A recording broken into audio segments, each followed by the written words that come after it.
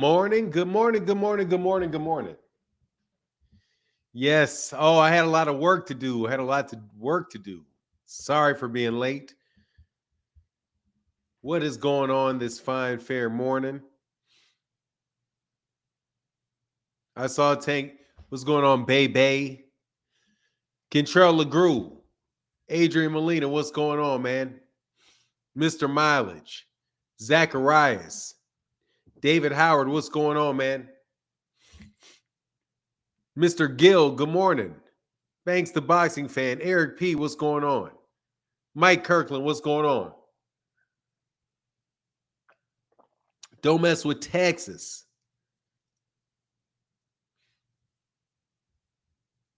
Joseph Bermia. Good morning.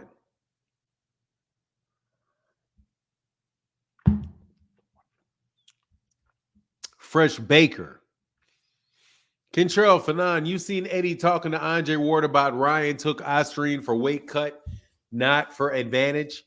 Yeah, that makes sense, especially since that's what the person that gave it to him said that he did it for, but not for weight cut, but for rehydration. He said he did it for rehydration. The supplements that he was given were for rehydration, not for weight cuts. But yeah, I heard him say that. At least that's what the person that administered it said it was there for. So, Burr 101, what up, what up, what up, what up? Yeah, Eddie be, coming with some unique takes on some things. Not saying that he isn't telling the truth, but he definitely differs from what other people say in that particular instance.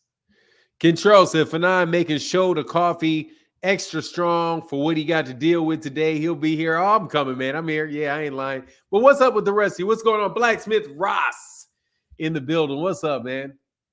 Yeah. Move this over here.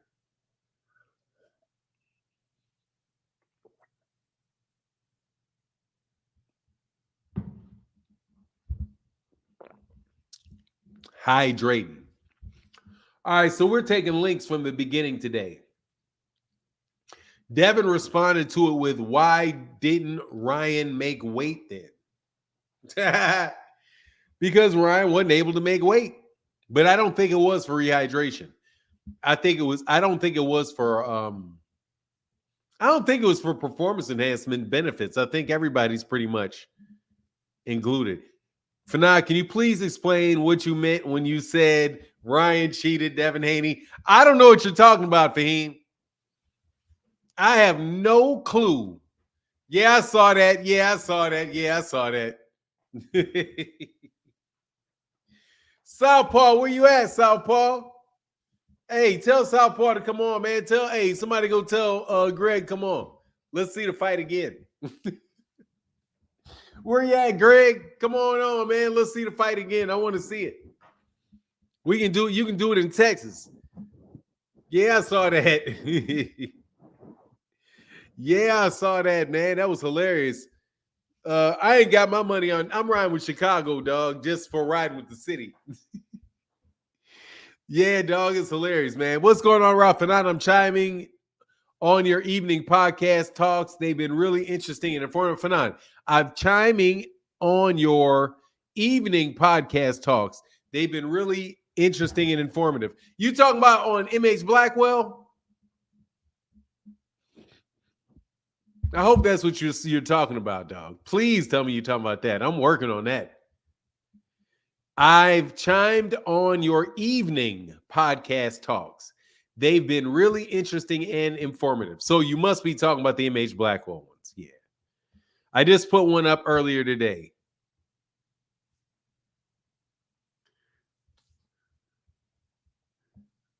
Seriously, man, it makes me feel good. I appreciate that a lot, man. That means a lot. Thank you, Ralph Chestnut. That means a lot. Thank you.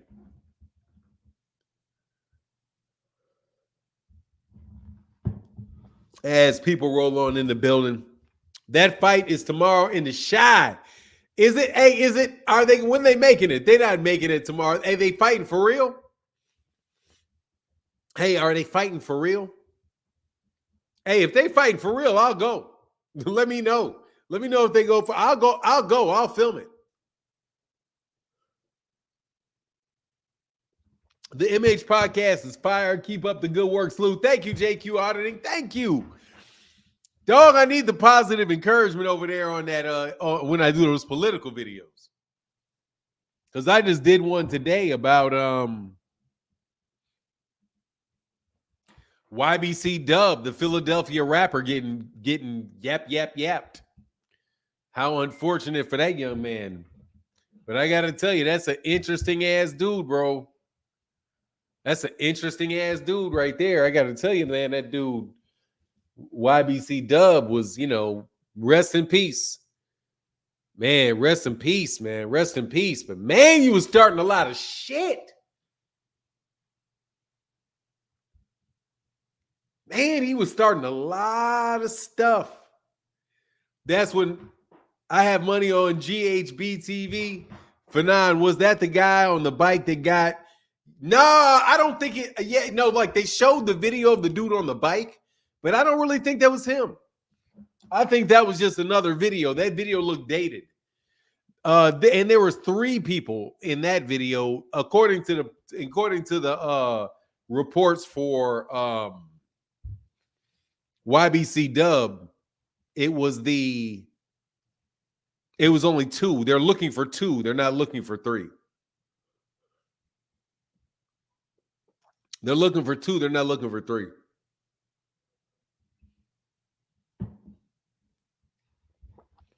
X, thank you, man. That dude was asking for it. Daring people. It was amazing. Dull. I thought it says dub. How's it dull? I thought it was dub. Let me correct my spelling. Yeah, dull. My bad. Dull. I kept saying dull. Yeah, HBC dull. I got it right. I'll never make that mistake again. Dull. YBC dull.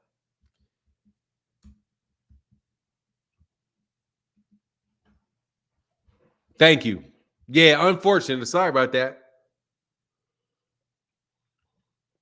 Sorry for the mispronunciation. No disrespect intended. You know I'm old. Dual. HB. Dual. OOL. Dual. HBC dual. Okay, I got you. He's from around my neighborhood. He's West Philadelphia, right? That's where my grandparents live.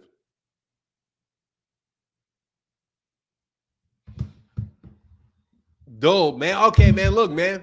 Unless y'all gonna get up here and and say it to me, you can't keep spelling it. Somebody gonna click the link. He's from West Philadelphia. That's where I spent my summers. A couple summers when I was a kid in West Philadelphia. And my grandparents' house, some row houses. Loved that house. Loved being there. Always loved being there. But man,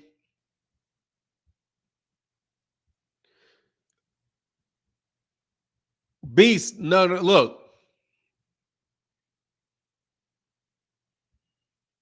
I got to switch those. Hold on. I'm sorry. I messed that up. Let me change that title. Shakur offered.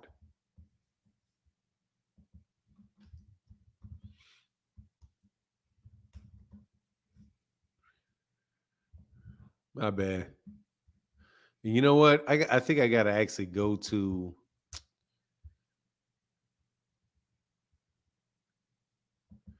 over here to do it. No. I meant it the other way around.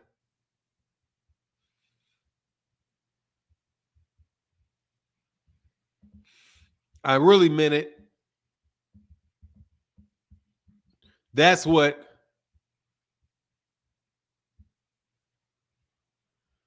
That's what Eddie Hearn said, that he was going to get that done.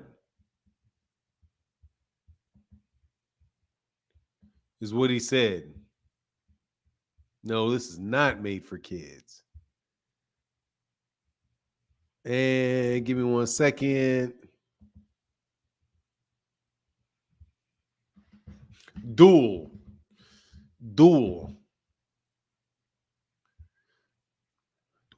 Is that like two in Korean? Duel, Anna, duel, set, net. All right, I switched it up. Oh yeah, because all right. So let me tell you why I had to switch that up. I had to switch it up because I actually wrote it backwards, so I had to switch it up. Actually, and let me change this too. Hopefully, this will change over here on Twitter, because Eddie Hearn said that he has a plan for Gervonta to get that fight for them after the fight after next. They're going straight to Williams Zepeda, and then they're going to Williams Zepeda, then Tank. I think that's like a perfect plan. I like that plan. Any of y'all got problems with that plan? Let me put a link in the chat. Yeah, man, I got to move my show up into the afternoon so I can get interviews where it's easier, so people don't have to get up in the morning. You know, I know boxers are some hardworking people, but damn, y'all sleep a long ass time. Anybody got a job, you wake up at 11 o'clock in the afternoon, dude, you're blessed. Unless, of course, your ass is working like around the clock. But, man, big bro, what it do? Oh, you talking about the phenomenal show. What's up, man? Hearn admitted that he was instructed by Shakur not to go for Tank. Yeah, but you know what it was. It really was because that really did take place because he knew that Eddie Hearn would screw it up. Which begs the question, why would you sign with Eddie Hearn if you know that Eddie Hearn cannot talk? Oh, no, I just did it to Shakur. Damn. I just did it to Shakur. Damn, I hate that I did that. I was trying to stay away from that. Never mind. Act like you didn't hear me say that. Act like you didn't hear me just say, why would you sign with Eddie Hearn if you thought you knew that he was not the person to be able to talk to Tank? That's I'm out here trying to be balanced, but damn, that's kind of a bad look. Nope, I told you that's the Hearn protection plan. Hey, man. Hey, what up, Rick Timms? What up, Phoenix? You took the words about Eddie right out of my mouth, man. Yeah, man. Damn. We see Eddie already done messed up with Devin. Hey, can I joining say in like, something real fast? Can I say what's something real that? fast? I talked to Barbara D. Barbara D did respond over on Instagram or something like that. But she didn't, so she just ain't been over here, but she's okay. I did talk to her. I exchanged messages with her on MH Blackwell on a video on MH Blackwell on my reparations video that Phenomenal Show loved so much. Isn't that Phenomenal Show left a comment on my reparations video and was like, yeah, fuck what you talking about. I ain't vote for nobody that ain't pro reparations. Anyway, what's on your mind, man? Yeah, man. That's good. That's good news about Barbara D. And Yeah, man. Yeah, I'm listening to you from a distance. I'm about to get some more water. Hold on one All second. right. Hold on 1 second. Andre Noble, thank you. Hold on 1 second, Phoenix. Pluto, how can I help you? Hey, bro, what up, my nigga? Oh, chilling, man. What's going on with you, man? Shit, bro, I had one question, cuz. I got no worries. What's up? So, it's just been a topic for me and my partners. We be talking.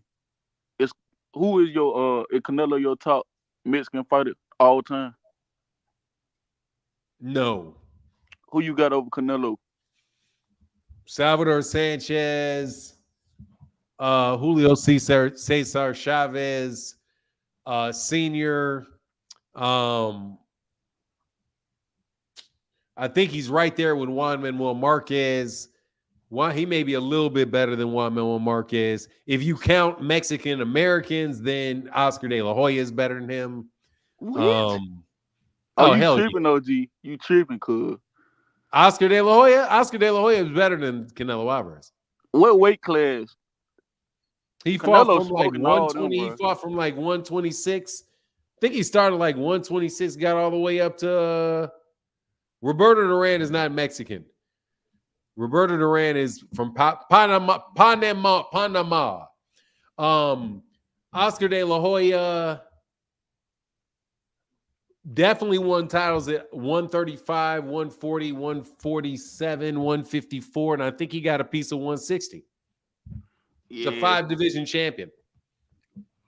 Yeah. Well, I be like, man, Canelo the greatest Mexican fighter ever. That's just my opinion, man. I get it. Though. That's fine. I mean, hey, we all entitled to our own opinion. That's all right.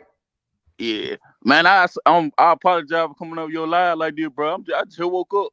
No, you good. Don't worry. I can't smell your breath, so we good. Hey, yeah, man. I got on your live the other day. Well, like 2 weeks ago, your chat was on my ass. I thought that was somebody else. Oh, hey. It is what it is. Sorry about that. But all right, man. I'll get back with you, man. All right. All right, get back, Pluto. Andre Noble said, thanks again for the 10-count, Martin. Zepeda over Shakur. Man, hell no. What? Dude, Canelo Alvarez may not be greater than David Benavidez. RBZ, what up? He may not be better than David Benavidez. Okay? I ain't gonna play, bro. I gotta see what David Benavidez does. You know, but if you count Mexican Americans as Mexicans, man, Oscar De La Hoya, he's definitely better than what's that dude's name, man? Fernando Vargas, though. All right, we got a lot of callers, so let me try to go quick with some people real quick and get back to Phoenix. Hold on, be patient, Phoenix. Carl Brown, how can I help you, man? No, I don't know none of that. One body in Yahweh, how can I help you? Hey, what's going on, Bilal? I'm chilling, man. I can barely hear you. Can you hear me now? No, barely hear you. Okay, hold on. Let me turn. You on my speaker. I apologize. Give me 1 second, buddy. Hold on. Hey, can you hear me better? Yeah, clearly now. All right, cool beans. I was painting the house and stuff. I had to do it with my Bluetooth. So anyway, hey, I wanted to tell you this. Now, I've seen from other boxing creators, whatever the case is, whatever, yada yada yada. They are stealing from you, man. They've been stealing from you, and it's like prevalent. And I'm gonna say this. It's the show business. So they have been stealing your content. You have been like uploading stuff, and they have literally piggybacked off you. Just wanted to let you know that. The show business? You get what I'm saying. No, I don't get what you're saying. Show business, though. Let's be real. Been biting my shit? Yes, that's what I'm trying to tell you. Okay, remember when I came like 3 days ago and I was talking about like Shakur Stevenson and all this stuff and yeah. Uh-huh. He literally made a video about the conversation me and you had, literally verbatim, damn near. Okay, I know I come here and play around. Like I said, I come here and play around a lot just to, boost your. I love your channel, man. I've been, like I said, but at the same time, I looked at it. I said, damn, he literally just made a whole video about Mr. Martin and me, and then other people, like not just me. It's not just me. I'm not trying to toot my own horn, but anyway, there's other people that literally says stuff, and then all of a sudden he makes a video after you. every day. You know what? I see the pattern. It's that Bro, I'm good.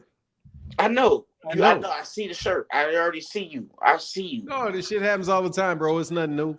I know, What's man. up? You always on your square. Anyway, but I have a question for you. Yes. Who is going to fight Tank? I feel like everybody's scared now because they didn't talk themselves into a corner, into a place they can't get out of. Shakur don't want to fight it, obviously. Fight him. Is it Ryo? Ryo would get beat up. Ryo would get beat the hell up. I ain't gonna lie to you. Ryo, as good as Ryo, I saw him at Pitbull with fighting. We all saw him with Pitbull, but he would not win that fight with Tank because Tank is a very calculated. Yeah, you asking who he can fight or who can beat him? Because No, none of them dudes beat him. There ain't but one dude I that don't can believe beat him. nobody at 135 can beat him. Yeah, Nobody. but that ain't the same thing as asking who is he gonna fight. Okay, all right. So who? I'm gonna ask you, Fanon. Who can beat Tank? Why do I mean, I don't know if anybody can beat But Tank. that wasn't even the question. No question. I'm saying like who You is he just gonna, asked me that question. No, I said who is he gonna fight next? You said who can beat him. That's what you said. Just No, you said who can no, beat at him. 135, I was saying Who can he fight next at 135, or who can he beat? Which question? no, who no. What I'm saying is that who can fight him, or no, who is going to fight next? Period, point blank. Is it Ryo? Is it Dude, stop. You're Why? gonna ask. You got to figure out. You asked me 3 different questions. No, I said no, but no. Literally, what I'm saying is that who is he going to fight next? Is it Ryo? Is it Stop? Please stop. Okay? I'm gonna ask you some questions now. Yeah, okay. So I can get to what you're saying. I just want to know who you're going to fight next. I'm gonna ask some questions because you asked me 3 different questions. Who you going to fight next? That's what I'm going to say. Who you think? So who he going to fight next is not the same thing as asking me who can beat him. I really didn't ask. And who he's able and who he will fight next is not the same thing as asking me who he can fight next. So you've literally, please let me finish. Go ahead. You've literally asked me 3 different questions. Which one of those questions do you want an answer to? All of them, Mr. Martin. All of them. Every now you're gonna triple the number of questions you have to ask. No, because all I wanted to know. I said who. Okay, this is what I want to ask. And I don't believe I said who could beat. Like I'm saying, who do you think that he's gonna fight next? Is it Ryo or whatever? Is it like, because obviously Devin Haney don't want no smoke. Obviously Shakur Stevenson don't want any smoke. Are you gonna ask me the question, or are you gonna ask me the question and then answer it yourself? Oh no, I'm gonna ask you. You want to then ask me the question? I just did like 3. No, then you went into a long explanation. Who do you think he's gonna fight next, Fanon? Bro, Mr. Martin, who is he gonna fight next? I don't know who he's gonna fight. I don't know. I'm gonna wait to find out just like you. Let me make it clear to you. Who would you want him to fight next? God dang, that's the 4th question. Yeah, well, answer it. You have not answered. Hell no. Do you get 1 question? Every time I ask you what the question is, you come up with a new question. That's 4 questions. That's 4 questions, One Body and Yahweh. Pick 1 question. 1. All right, my bad. Okay, I'll do that for you. Okay, so Mr. Martin, who do you think he will fight next? I don't know who he will fight next. Okay, I'm waiting to find out. Okay, can I ask you 1 more question? Let me do one. Because you know. Okay, other people, right. Bro. You got to cool beans. That's cool. That's cool. But what I was trying to say is what the whole point of what I was getting at, sir, is that he's with turkey salad coming to the play with all this boxing stuff. There is nobody like they can't line stuff up anymore. So now you have Canelo like, I don't want to mess with turkey salad. Then you have him saying, I don't want to mess with turkey sandwich. So now you have the 2 top dogs not messing with one person. Now Hey you man, I have gotta a let you. Hey, situation. hold on, man. You got to come back, man. I've had Phoenix assassin waiting for a long time, I, and now you're talking about I turkey understand that, salads. but you know, you have You're to talking realize about this too, turkey Fanon. sandwiches and turkey salads. Oh, well, I mean, listen, I'm not on the payroll, brother. I'm letting you know What right does now. the payroll got to do with the turkey salads and the turkey sandwiches? Because let me tell you something. When you stand on 10 toes, you don't have to bend, break, nor fold. Okay, just be real with it. Like, so I don't subscribe to none of that. So I'm telling you right now, you'll debate with everybody else, but you never want to debate with me because you know I really can talk to you in a very What are you talking about? You know I can Bro. debate. You know I can talk to you. You know I can No, talk what to are you in you that talking language, about? brother. You know I can What's talk to wrong you in with that language. And you know what I'm saying. We can talk in that language if you No, like what are to. you? What's going on, man? Yeah, my fraternal. Yeah, you know what I'm saying. I will talk to you in that language. But so you don't want to do What it. are you though. talking about, man? Okay, yeah, okay. You've spoken All right. for like seriously. You've No. spoken for like Honestly, 3 what I'm minutes, saying is that and turkey I don't know critique or what whatever the his hell name you is, turkey said for 3 sandwich. straight I minutes. don't care about none of the money. That just like when he said, "I don't want." Dog, no. You got to stop. Nigga, you have not stopped talking for like 5 minutes, and you ain't made no sense.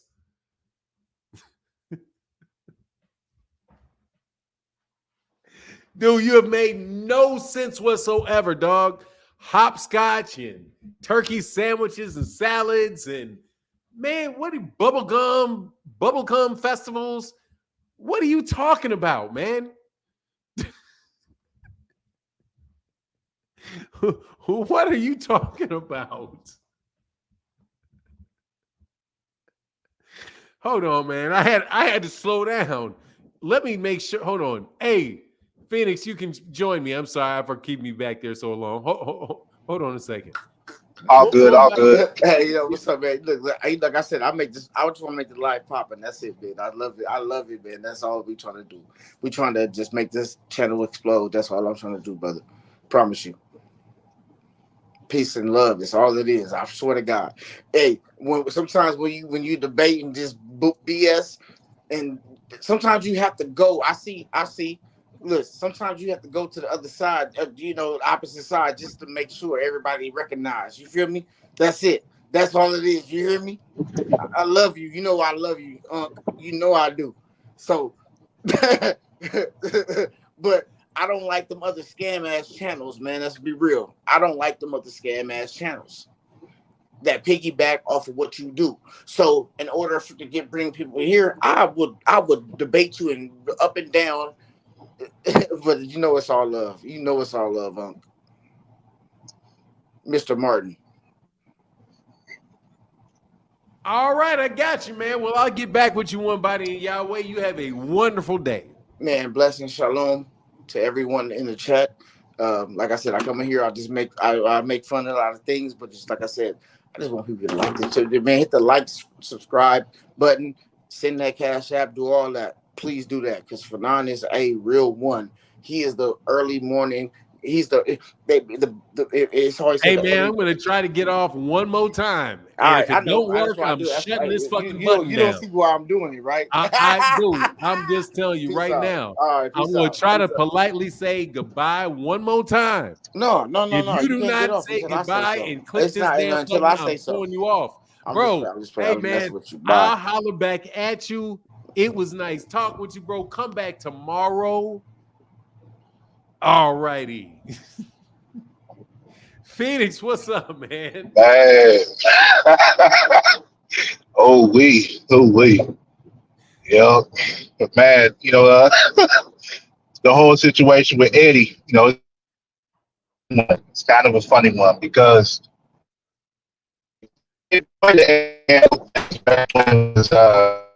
Haney and his back lies, You breaking up. talking about, oh, we got like, oh man, yeah, I know I'm on the road. I don't know if I'm in a bad area or what.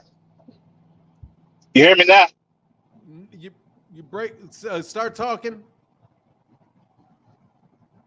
All right. How's everything sounding right now? Everything better? It sounds better. Or still breaking up? Still choppy? All right. No, All right. So yeah, like those. All right, good deal, good deal. So like, everything going on with like Eddie Hearn, like it's kind of strange because you remember the whole situation with the Haneys and potentially, or how they were talking about, oh, we got this big offer for Tank at the 20 million or whatever, and then trying to negotiate with Tank through DMs on Twitter, and then a little bit after that, they had the whole thing where people thought that the Conor Ben fight was actually serious. And Eddie Hearn still trying to message Tank in the DMs, and Tank put it out there. And it's like, a situation like that, where it's not like Eddie doesn't know how to set up a fight with a PBC fighter. Contact Al Heyman. Like all promoters all know. Everybody in boxing knows. Like if you want to fight somebody, you know who you have to talk to get that fight. Like I don't know how there's fans of boxing who don't understand that. Like they all in this business. Like if Eddie Hearn want to do something with,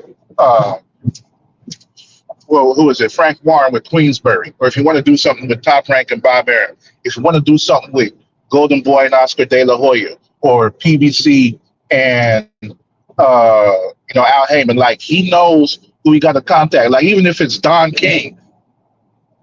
All these promoters, every single one of them, Bob Arum, Oscar De La Hoya, all of them know who to contact for certain fighters if they want to go ahead and get a fight done. And so the fact that Eddie Hearn was willing to do some stuff like that shows you when they ain't serious. Like you can always tell when some fighters got something lined up because then they start talking different. Like the whole situation with Shakur currently, and Eddie Hearn talking about the fights that he could get for him. Like before Shakur had even signed, Eddie Hearn was talking about a fight at 140 and then a fight with Zepeda and a fight with Tank. Now it's a fight with Joe Cordina, maybe Zepeda, and then hopefully Tank is what he was saying if Shakur wins these next two fights.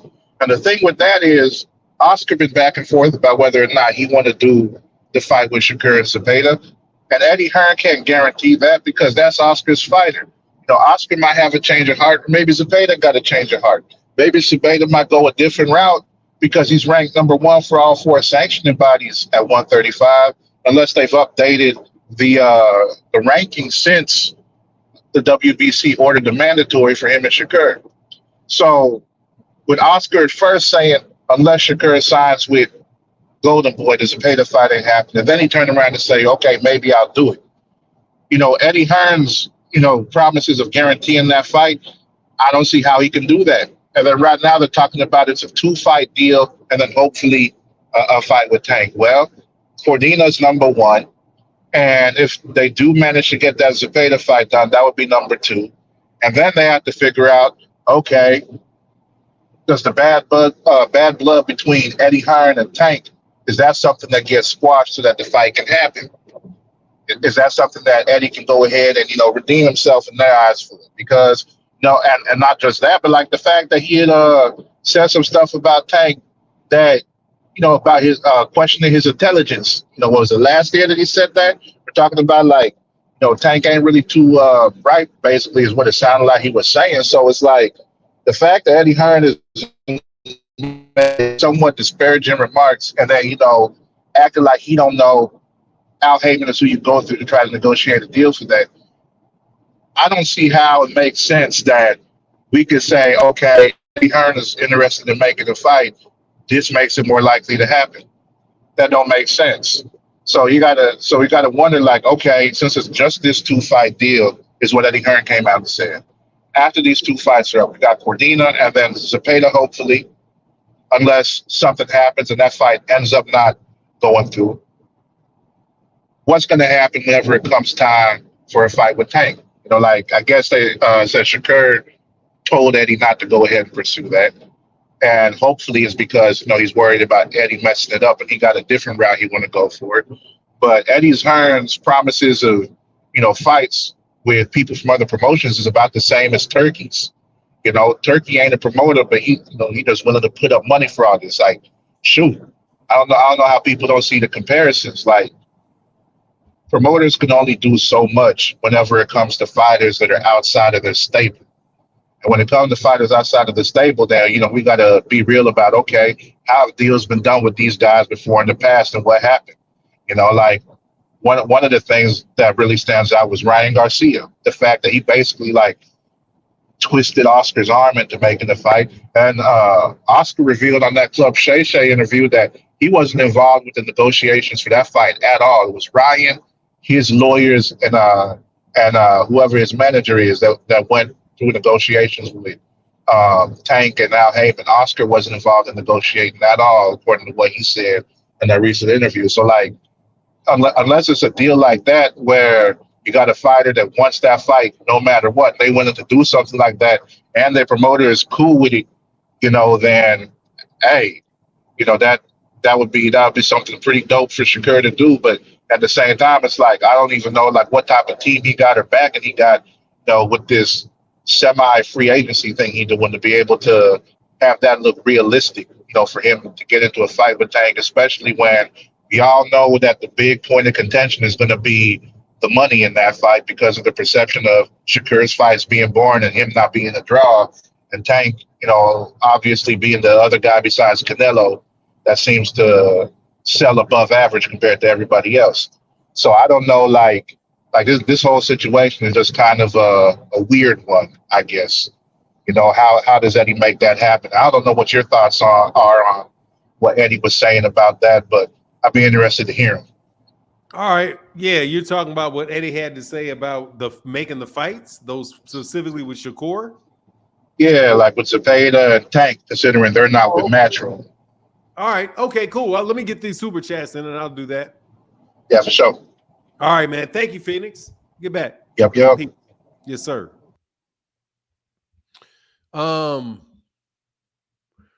Andre Noble, sorry, brother. I didn't get to this. He said, thanks for the 10 count, Martin. Zepeda over Shakur. I did get that, though, but thank you, man.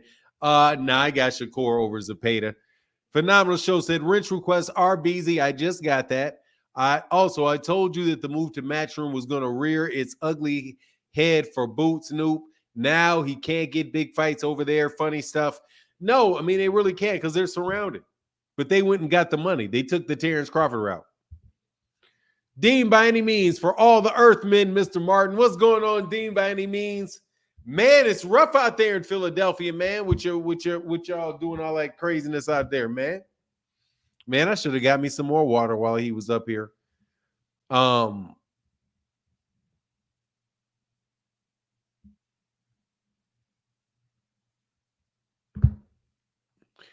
Dean, okay, what's up? Anyway, so yeah, the answer to the question is, I mean, that's how boxing works. Whenever you have somebody that is the big draw with a different promoter, that adds a different layer of competition of complication to it. And these dudes are not going to be trying to, go feed. Number one, they don't have a lot of money for Shakur's fights. That's what Eddie Hearn said coming in the door. I don't think that they're wasting a ton of money out there. So, the opponents for these guys are going to be funny.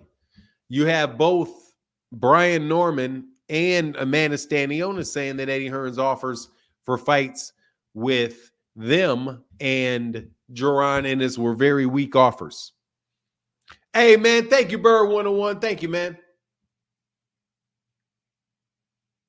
Send my support, Martin. Thank you, man. Appreciate you, sir.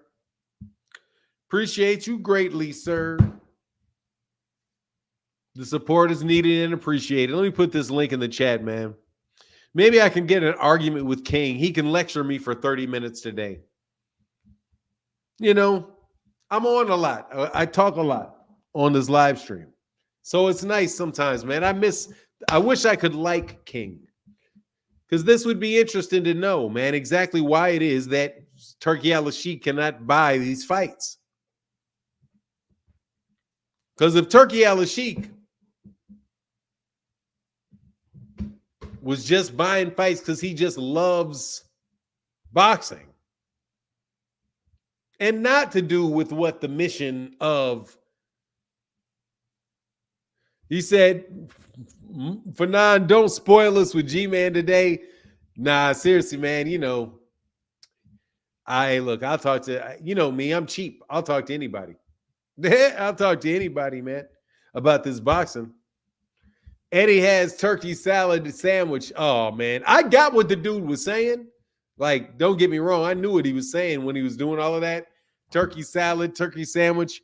I got all of that, dog.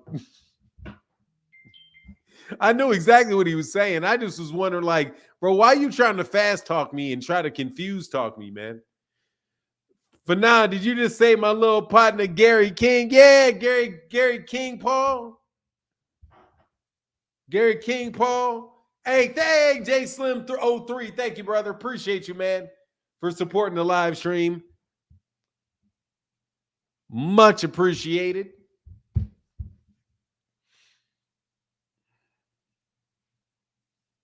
I don't see a comment by you in here, Mr. Roberts. But yeah, man, I'll talk anybody up today, man. That's hilarious, dog. The funniest thing is still Claymore Rain.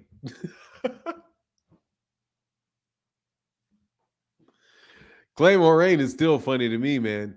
Ooh, that's funny. Thank you, RBZ. Hey, let me go check that. RBZ. Super chat. Oh, I don't see it.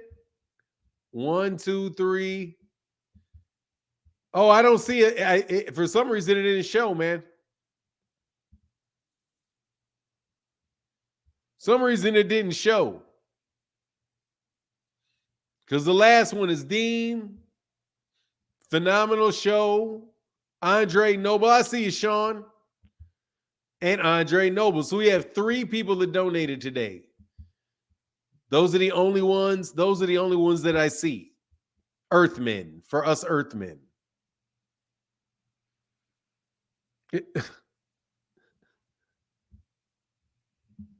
Yeah, I fried his ass like bacon, Deuce Mason.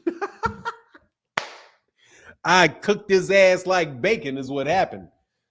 Let the truth be told. Dude jumped into the fire, got fried up. Man, you tripping, you tripping, Rick Timms. You saw that shit. What's going on, Sean? Fanon, how you doing, man? Man, I can't complain about a thing, man. Living life, trying to make it. Got people like Nicole Matthews showing the love in the Cash App. Thank you so much for sponsoring this live stream. Yeah, man, I won't be long. I just had a little bit, it's been a little while, so I just wanted to chime in, with this whole Tank and Shakur, saga and everything. I was just gonna say this. Can I listen to you? I get some more of this very delicious and hydrating lime celery water. Yeah. Go ahead, man. Go ahead, do what you got to do. I know that you probably got at least 3 minutes in you. So all I'm gonna say is when we keep asking Tank's team, or we ask Shakur, about sending an offer, I think that's the wrong question, because either side, depending on who you side with in this whole thing, either side can hide behind that. I think the right question, and Shakur is the one that's out in the media. The right question to ask Shakur is, did Tank's team reach out to you? What did they propose? And how did those talks end? Or what was your response to that? Not whether a contract was sent, because that right there gets down to the nitty gritty, not about if a contract was sent. The other thing I was going to say is just, looking at the whole picture, I don't think that that Tank or Zepeda was the goal anyway.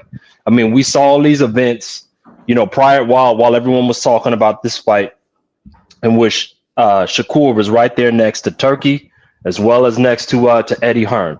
They had obviously been talking about this and had been putting their heads together on this for a while. Not to mention Dan Raphael, he does a podcast every week with this British guy. I don't remember the name of the podcast. And in that the one from this week, Dan Raphael said that, hey, I know it seems like Oscar De La Hoya and them were the ones that turned down the fight with Shakur, but that's not what I heard. They actually turned down that fight, Shakur and them. So what that tells me in that case is this was the plan, is for him to get a soft touch this whole time. So that's just my opinion. In my opinion, I think right now, if you want to call it a duck, it's a duck. But again, asking about who sent the contract, I don't think that's the right question. It's, did they reach out? What did they propose? How did the meeting leave off?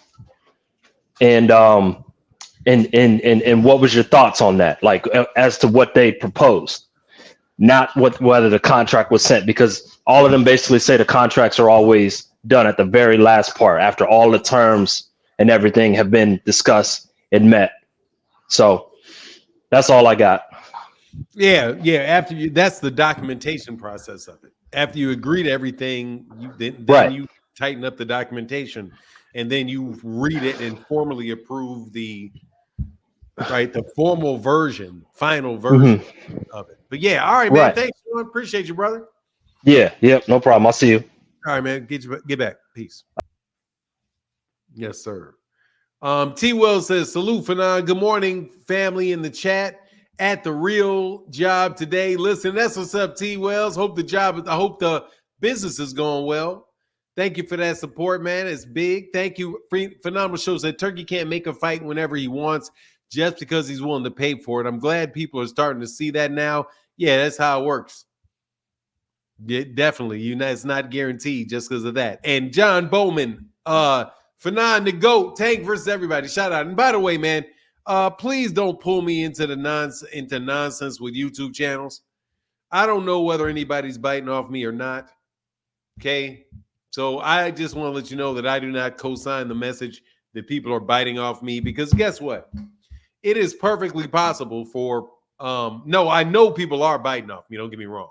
But I can't speak about any particular person unless I see it, because I know that two people can have the same thought and have the same opinion, especially when those opinions are based off logic.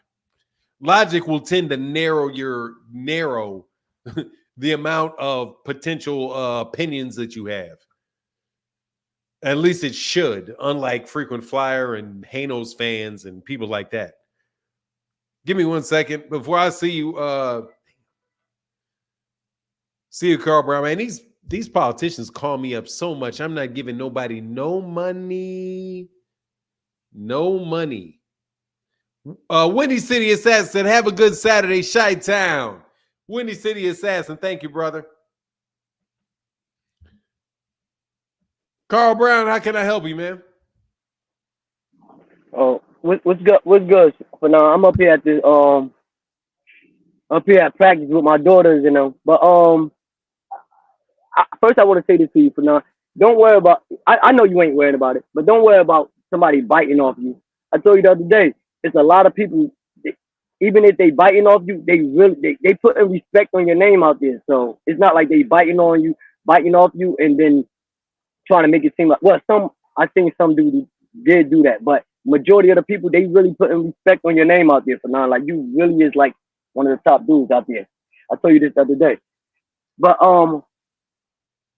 I do want to address one thing first. When everybody keeps saying Turkey is taking over boxing, I don't see that, for now. Like, because everybody's saying Turkey putting on a big fight. And I asked somebody, tell me one big fight that he put on, like just one big fight that he put on. You know what I mean? So I think he's doing the same old thing that every other promoter doing. It's just he making his cards longer. Like, cause his cards be long. Like, by the time you get to the main event, you be like, I ain't gonna front. You be ready to like this. Oh, let me see what else on TV. You know what I mean? That's why with his cards, what I do, I just wait till it get to probably like the last 3 fights, and I start really watching, unless somebody on there I want to see. But let's address this Shakur. Man. And I don't like calling nobody no duck. I tell you that straight up. I really don't like calling nobody no duck. But this move that Shakur doing, say what y'all want to say, he making sure that he stay away from Gervonta Davis. He's really making sure he stay away from Gervonta Davis. And the reason why I say this because even us as fans, we knew from the beginning Gervonta Davis don't want to do no business with Eddie Hearn. I heard people screaming from the top of the mountain. Shakur Stevenson is a free agent. Shakur Stevenson is a free agent. It's up to Tank. Tank is the A side. Tank is the A side. Tank got it. And then they was misleading people talking about Tank got to send a contract. We all know the contract don't got to get sent. They could talk. There's some type of communication. But for Shakur Stevenson to go sign with Eddie Hearn, and then Eddie Hearn made it clear, like, I'm not signing people to one fight deals. I'm not signing people to, I don't even like doing 2 fight deals. I really like doing 3. That's what people got to pay attention to. So after this 2 fight deal, y'all think that Shakur Stevenson going to sign a 1 fight deal or leave Eddie?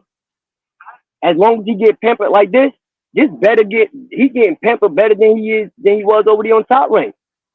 Because for your first fight to be a guy that you pull up from 130 and he coming off a loss, come on, Fernand, this don't look good for him. And I'm just calling a spade because I really believe that Shakur know, just like we know. I just don't think that he's ready for Tank right now. I think but his mouth is what got him to this point. His mouth is what got everybody hating him because he was telling even Edwards, I'm going to stop you. I'm going to beat the out of you. Then Awesome, I'm going to beat the out of you. I'm knocking you out. Like he said this on the press conference. Now for everybody seeing trying to act like Shakur doing something that's okay. It's not okay. We boxing fans. We hear it too. You can't see us talk like that and then get in the ring and then really shit the bed. You really can't do that. So we saying we want the best to fight the best. It's no way no real boxing fan should be backing up a guy, fighting a guy, bringing him up from 130, coming off a knockout loss, not a decision loss. This guy got knocked out, even though, I seen the punch and he just never recovered from it. But still, this guy coming off a knockout loss. So even if Shakur go in this fight and struggle with Cordina, I don't know what this. I don't know what to say for now. But if he go in this fight and he struggle with Cordina, this gonna make him look real bad.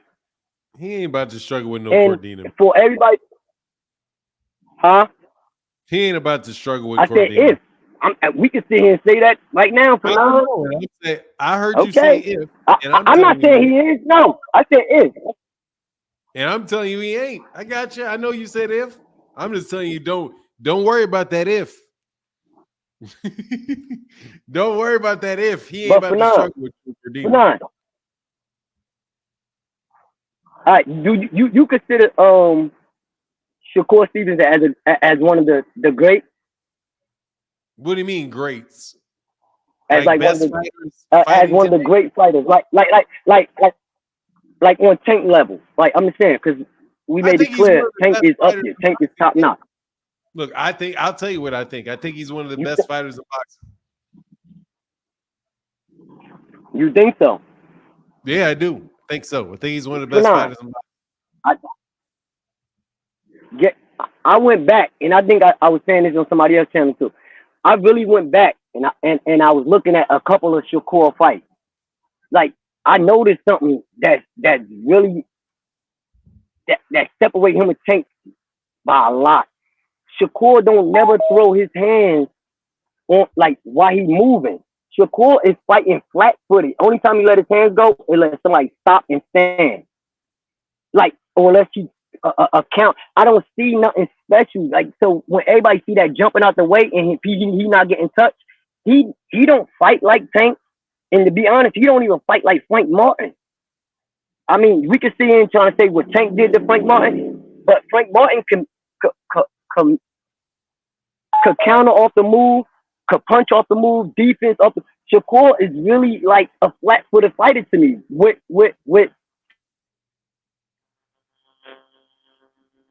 and that's just from what I see. And I ain't shit on him because I box with him. But I just don't see what everybody else is saying they see. I really don't see it.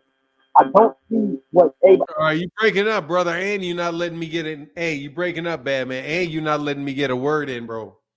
Okay, I don't want to have to yell at people, man, to get an edge to get a word in, brother. But look, man, that's just, you don't think that he's all that, dude. There's a difference between saying, is he one of the best fighters in boxing, and is he going to beat Tank? I got Tank winning the fight, but I still think he's one of the best fighters in boxing. You know what I mean? Round one sports talk. How can I help you? Hey, how you doing, Fanad? Thank you for letting me on the channel. I just wanted to, touch up on a couple things. Let me lower this right here. I got my speaker on. I'm sorry, getting an echo. All right, thank you. Yes, sir. Yeah, talking about the Shakur's Tank Davis situation, and also having an understanding as a fan that, I consider boxing a business disguised as a sport. And at this level in the game, there are a lot of moving parts.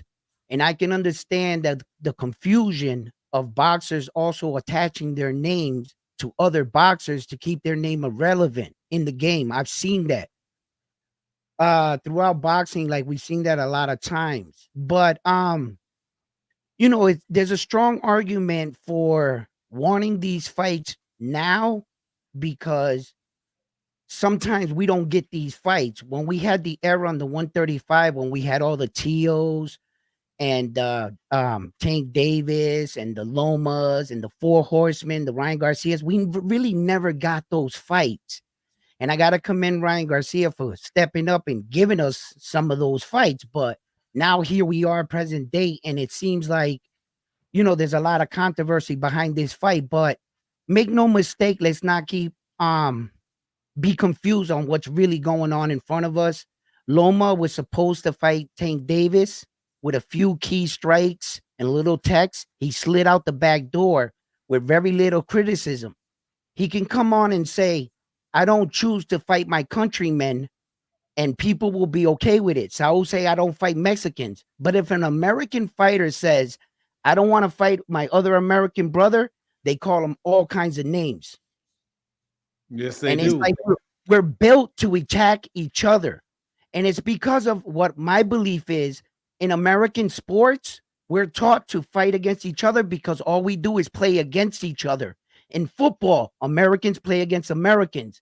In basketball, Americans play against Americans. And you're forced to pick your team or your player. And in boxing, it's a global sport. And that we don't understand that sometimes the American guys shouldn't attack the American guys. We should beat the other countries, like Errol Spence and Terrence Crawford once upon a time did. They cleaned out the division until there was only them two standing. That's the right way I feel to do it.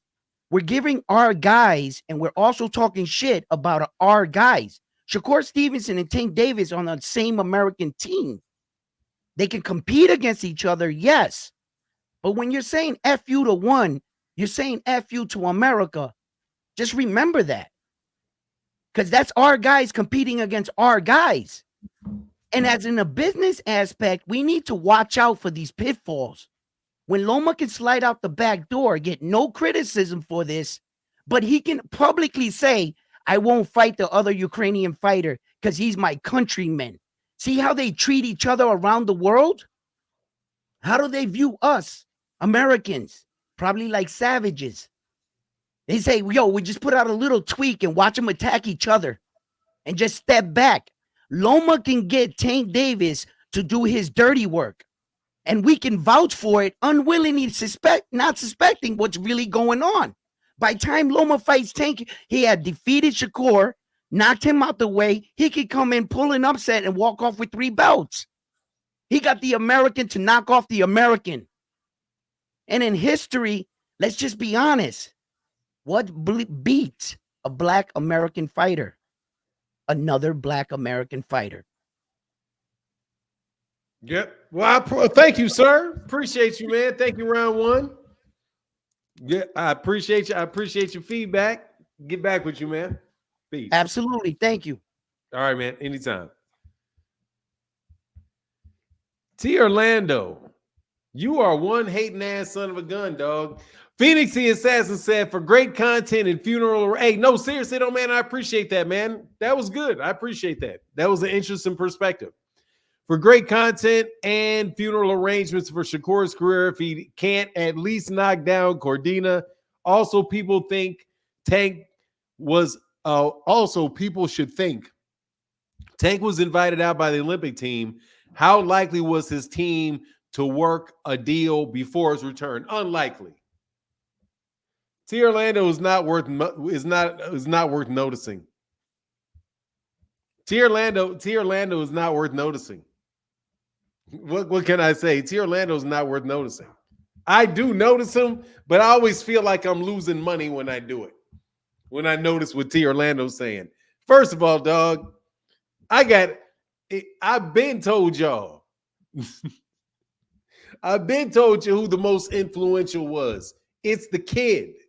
Because if you steal my stuff, if I give you a thought, you steal my thought, and you repeat my thought, it's still my thought. It's still my thought. I know where you got it from. Everybody else that got it from the same place knows where you got it from. So it's good enough for me because when I need to, I just cook one of y'all from long distance. Hating ass T. Orlando. So no, T. Orlando ain't worth me listening to T. Orlando talking about I ain't got ideas or stealing. Shit, I got better than ideas. Deborah Booker, hey, said just a little something to help out for all the hard work you do. Thank you, Deborah. I hope you're doing well, and I hope it's still going well for you, if you know what I mean.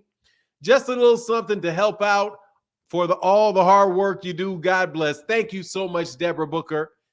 Thank you. And Ramisu says Shakur knows Tank is an exception to the no more excuses, no more ducking, no more picking shirts he wears, no more cherry picking shirt he wears. Seems he'd rather keep his win streak and clout chase Tank. Well, we'll see. Let me leave this money up here, man. Thank you so much for that support because you know what this is. And Barbara Davis said a very busy Martin, but tuned in. Salute, chat. Barbara D, you were very missed, and people worried about you. To the absolute opposite of Barbara D and what people have been looking forward to and being concerned about. How can I help you, sir? Yo, I like that introduction. Thank you. How you doing today? I mean, I'm doing pretty well. Good. I'm gonna be serious today. I ain't coming to troll. I got some serious boxing questions for you, if that's okay. So with question, the you got one question. Well, I mean, it's like parts, but it's no. I mean, no. I need one question, dog, because you know I'm a busy man. I'm influential. You just let that dude ask you 38 questions before you kicked him off, and I did feel bad for you in that moment. That was crazy. That man didn't ask me 38 questions. He just talked a very long time. Fair enough. And the last guy that was up, I'm sorry, you're talking about the guy before the guy that was up last. The last guy that was up that was talking about our United States and American fighters not fighting Americans. No, that dude didn't even ask me a question. It was nice listening to what he had to say, and I respected it despite hating. I ain't talking about him. I'm talking about I'm talking about Orlando distracted me. No, you're talking about the person. I was talking about the dude like 15 minutes ago. They did not ask me. Carl Brown did not ask me questions. He didn't ask me a lot of questions. He just had a lot of opinion. But you get one question. So this is my question, right? 2 parts maximum. Cool. So this is my question. All right, cool. So with Shakur Stevenson off the table, with Top Rank, Golden Boy Matchroom pretty much seeming to be under one umbrella, right? What are Gervonta's options at 130 and 135? Because I remember Leonard Ellerby said that 140 was not his weight. He wasn't really comfortable there, and he would be at 135. So who are Tank's options between 130 and 135 that the paying public will really want to see? Not just because they support Tank, but a generally competitive fight that people want to watch. I'm stuck between whether I correct you on the very crazy misstatement that you just made, or should I just go ahead and ignore it and can do move both. forward with your question, which is obvious. Either works. Either one works. Well, the obvious answer is whoever Gervonta fights. Yeah, but that's kind of Whoever steps into the ring with him is who he can fight that will be interesting to the general public. Anybody who fights. Nah, I'm talking about that quality foe where there's no questions asked, not him pulling a guy down from a weight class, not dragging a guy up.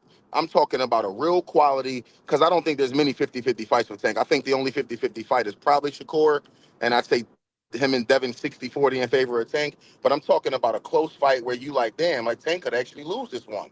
Tank might be in a little bit of trouble. You gotta pick which one. You're doing what old dude did. No, I'm still on the same. We still on the same street. We in the same street. Or I'm not. You know, I'm not done. I'll let you finish, and I'm not done with saying what I said. What I'm going to say. Go for it. You are not. You're doing the same thing that other dude did, where you start conflating terms. You said, "Who can he fight that people will be interested in?" Now you switched it over to who can be a 50-50 fight, or who can win the fight. It's just I'm saying people that the public has interest in seeing. I'm not done. Come on, let's be nice today, man. I'm in a good mood. I'm being nice, so stop cutting me off. If you want to be nice, stop cutting me off. Brother. So you asked those are two different things.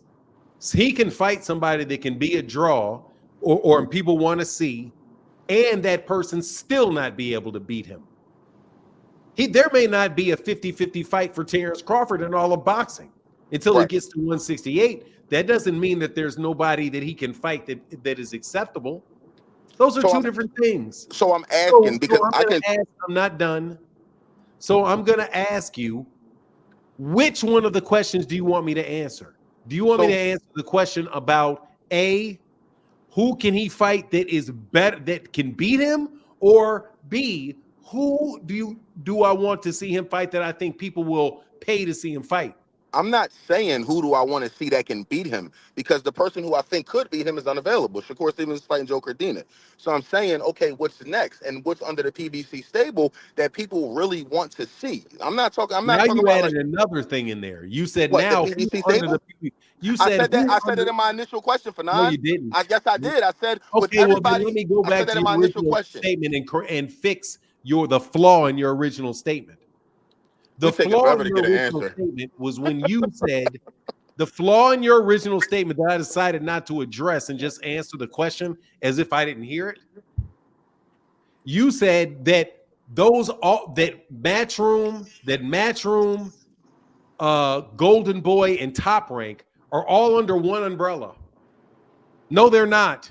Top Rank is not under the same umbrella. Top Rank is not under the same umbrella that Matchroom is under, nor is it under the same umbrella that Golden Boy is under. They're not even on the same network. Can I clarify what I was saying? So you have Lomachenko, who is in the mix to fight Gervonta right now.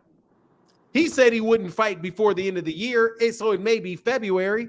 So there's an option. The guy he was negotiating to fight, Lomachenko. Well, Loma's not on the table. I'm going to answer your question. That's one. He can wait for Lomachenko if he feels like it. That's one. I got news for you. He's never getting that fight. Number two, he can fight Barancek for a unification fight if he wants to, because he's already doing business with Bob Arum for Lomachenko. So there shouldn't be any problem with him doing business with Bob Arum for Barancek. He can go that route. So he can also fight whoever else he feels like fighting. He can fight whoever whatever promoter is willing to put their fighter in there with him, which is a lot of people, considering he's the biggest draw that there is below 168. He's not going to have any problem getting fights. I didn't say he have a problem getting fights. I'm asking who is the opponent that people want to see him fight. Because by that standard, no one should have a problem with Shakur and Joe Cardina. Then, if Tank can fight whoever he wants, then nobody should care about anybody fighting anybody. It shouldn't matter. No, here's the problem: shouldn't and does are different things. Because in the case of Gervonta Davis, it doesn't matter. Because Gervonta Davis just fought Frank Martin and did 400,000 pay-per-views and a $12 to $14 million gate. Well, people going to pay to see Tank knock people out, but Sir, that's not what I'm getting at, no, though. that is the answer to your question. Tank cannot continue to skate through his career in these 80, 20, 90, 10 fights. That's your answer to your. But that's the answer to your. That wasn't the answer. But I mean, if that's what you say, then all right, whatever. Who's the last guy that Gervonta Davis fought that people paid a lot of people paid to see? Ryan Garcia. No, it was Frank Martin. It was the very last fight. He did 400,000 pay-per-views. Who said he did 400,000? I never saw that number. Who said it? Dan Where'd Rayfield. you get that number Dan from? Rayfield. I believe that came from Dan Rayfield. Does that make it accurate if Dan Rayfield said it? I mean, I'll take it as good enough. He did out the gate. He did a $14 million gate. I never saw that number. I don't even think the number ever got. The fact that you're behind on particular information. Other than Dan Rayfield saying it, have you ever seen Dude, the last person, I'm telling you, you're cutting me off too much. As far as I know, from reputable sources, Gervonta Davis did perfectly well in his last fight with Frank Martin. He did better than everybody has done over the last several years with Ryan Garcia. He did well with Hector Garcia, set an attendance record with Hector Garcia in DC. He sold out with like 7 or 8 times in a row. Man, you talking about in DC with Hector Garcia? He was 20 minutes from Baltimore and an hour from Philly. That wasn't hard. Doesn't matter. He's a draw. He made that the wasn't money. hard to do. That wasn't hard to do. But there are people in Baltimore. You know, there when you say people want to see him, that there are actual people in Baltimore and people in DC, and those people went. So I just want to know why is there no pressure on Tank to fight any quality opponent? Why can Tank just fight whoever Tank wants to fight? Why can't he fight a quality opponent? They're out there. You have some very dishonest questions going on. No, these ain't. I'm not trying to get. No, you are, because you're on question like number 8. You take questions about Tank very personally, and you take questions about him personally, like it's an attack on you. No, I just don't have all day to answer a bunch of questions. You got all day. You ain't doing nothing else. Fuck off, nigga. Go shut up. I'm trying to talk to your buffoon ass. How can I help you, Daniel? Yo, what's going on, Fana? I just want to go ahead and say for the last dude that doesn't know what he's talking about, I don't know why he's saying Tank does not have any that they 80-20 fights when he fought Ryan, and he even said in the little interview thing, he said that he was nervous to get hit with the hook. So I don't know why he's saying that Ryan was not a reputable opponent. 80-20. I think Frank Martin was a reputable. I even think Mario Barrios, Gamboa, even what's his name, the one he knocked out for the when he became a champion, I forgot his name, Pedraza. Because if we look back, Pedraza was what? He was 22-0.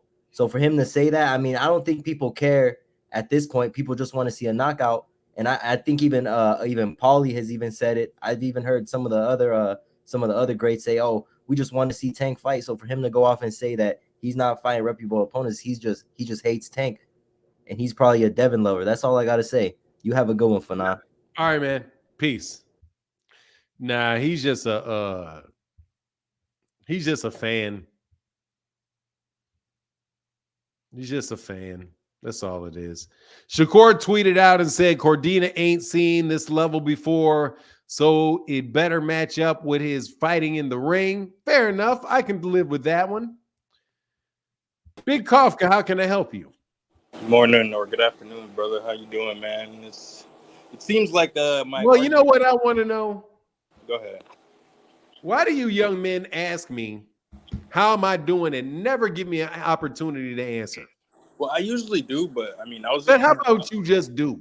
Because the last dude did it, the dude before did that. I'm sitting up here like, God dang, hey, how you doing? Off to the damn races, man. I just kind of ask me how I'm doing. At least pretend like you care. I was just following the trend, man. Everybody came up quick. Yeah, I got it. So we're gonna have to cut that trend off, dog. I ain't want you to blame or accuse me of being up here taking up too much time. You feel me?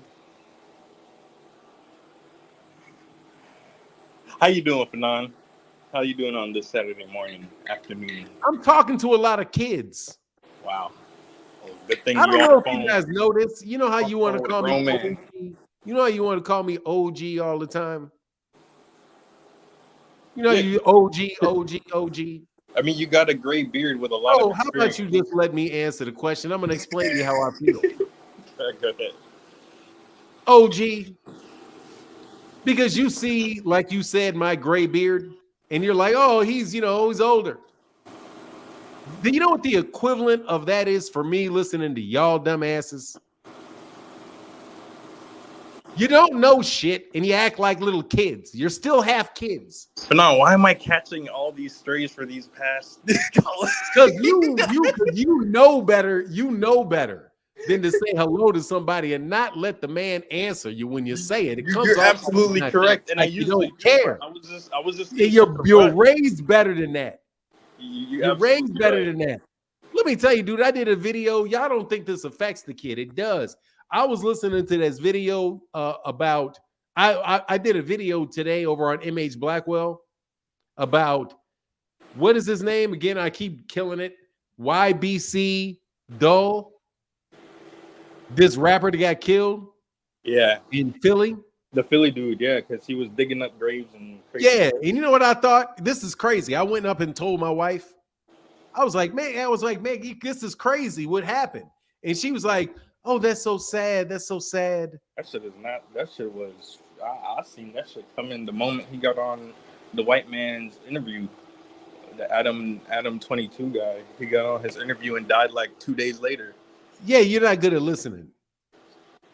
Slow up.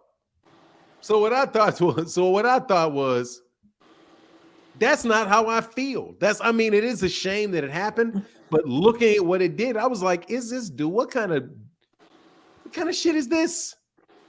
Like, don't y'all know the job is to get paid, get your money, and get out of Dodge? You know what I mean? No, you're right. That's the Tupac effect, bro. It's Tupac. Go ahead, man. No, So what you want to talk about with boxing, bro? You're absolutely right about that. But It's our fault. It's all fart. It's our fault.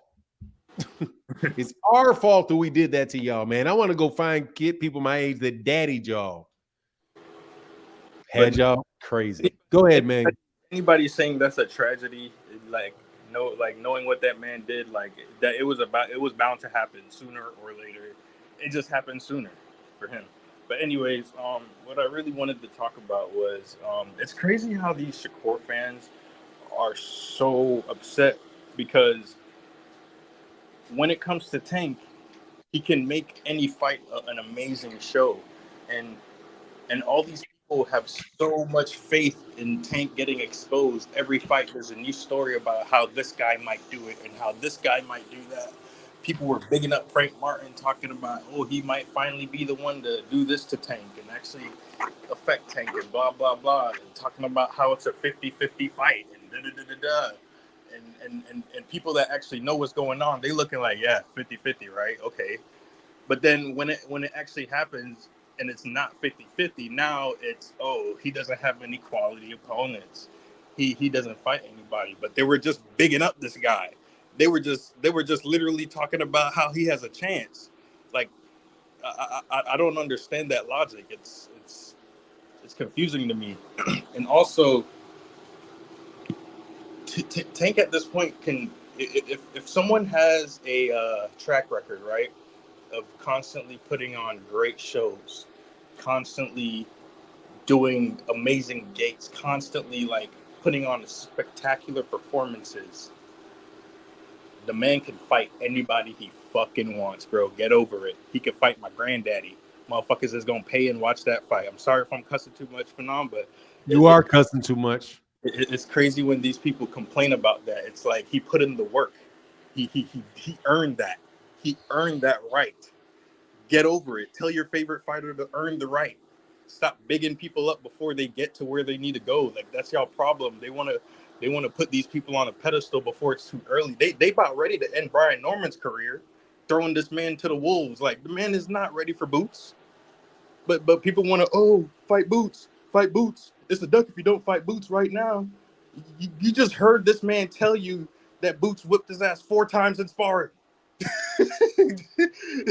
The man just told you that he's 0-4, and y'all really want him to. He can fight. Nobody's saying he can't fight, but the thing is, he's outmatched. It's like what? So you just think that this is gonna be the time for him to somehow win when he's 0-4?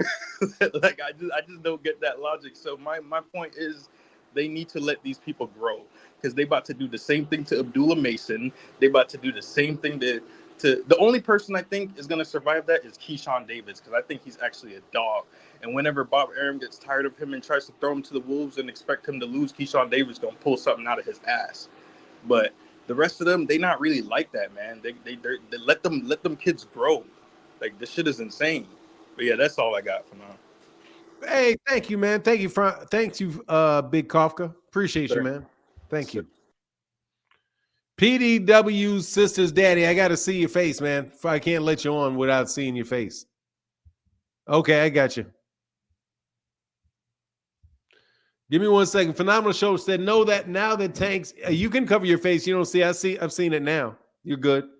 Now it's Tank hasn't had any quality opponents. These dudes are silly as shit.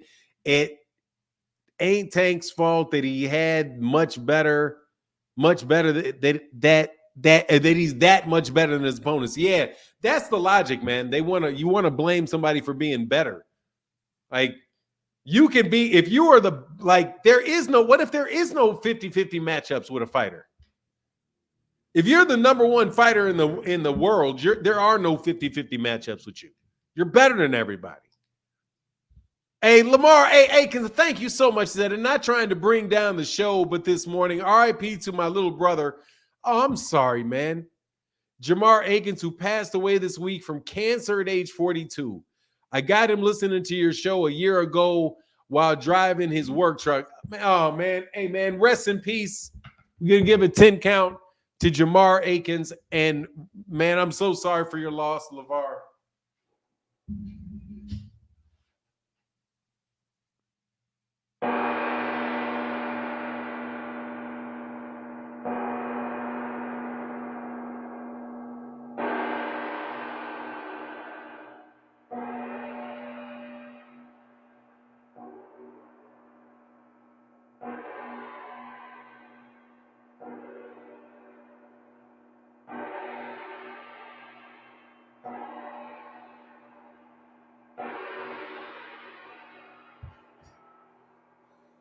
Rest in peace.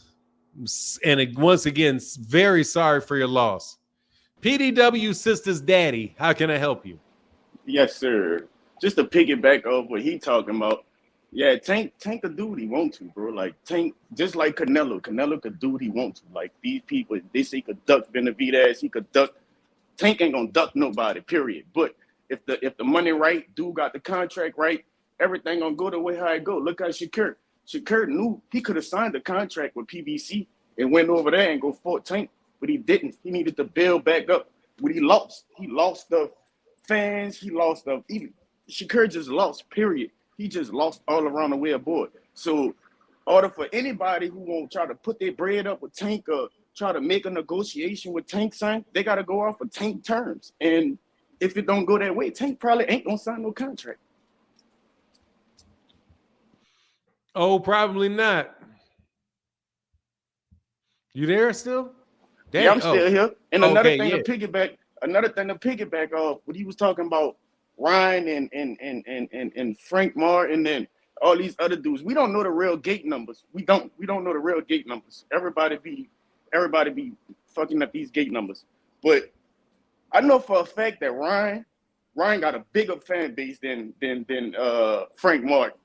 And I'm pretty sure Ryan fans, they had their gate lifted way more than Frank Martin fans. So probably pretty sure he did probably got like $100 million check for Ryan night. Frank, I don't really know, because that probably was all the Tank fans. So everybody who was in the stadium, everybody who was watching, we always watching to watch Frank get knocked out. Yeah, to be honest. So to be honest, that was all Tank fans for Frank fight. For Ryan and Tank, that was both of them, and them dudes made hell of a money. They made like so much money. and you can't deny the fact that Ryan and Tank is probably really at the top of the squads. If you want to put everybody back like the four kings, I was naming four kings.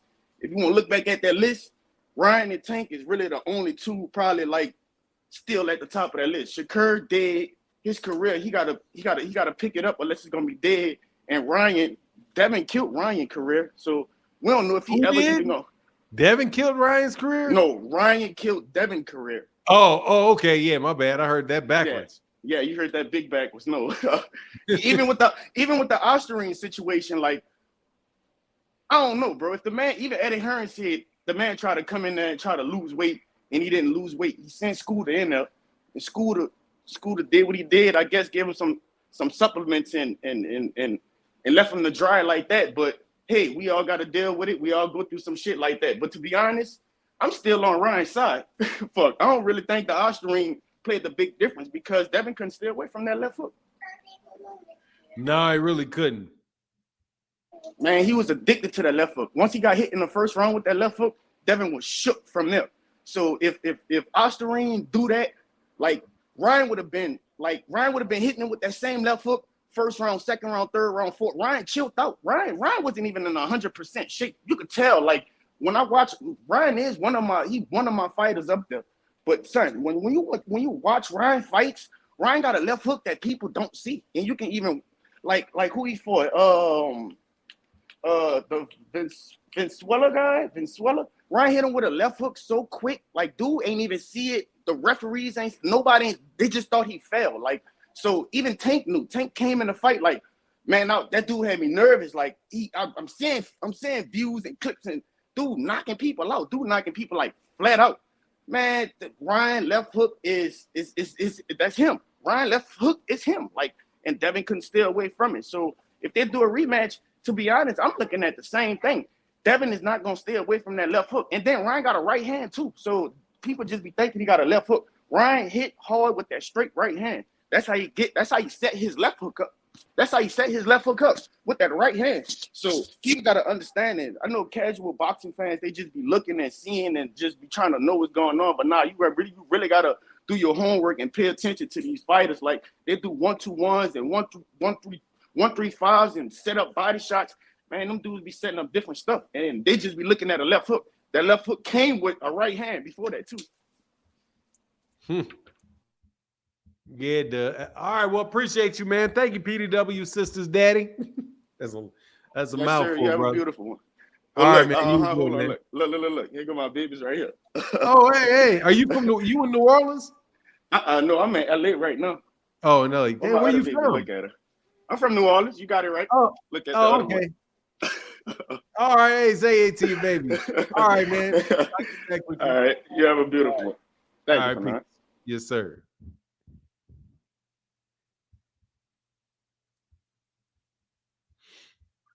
LeVar Aikens said, hey, Martin, what are the chances of this Boots Ennis Brian Normers fight happening? And who do you got? Because I think Boots hurts him. Oh, I think there's a chance. A small one. I don't know, man. I don't think I ain't a big believer that Eddie Hearn's going to get them fights done, man.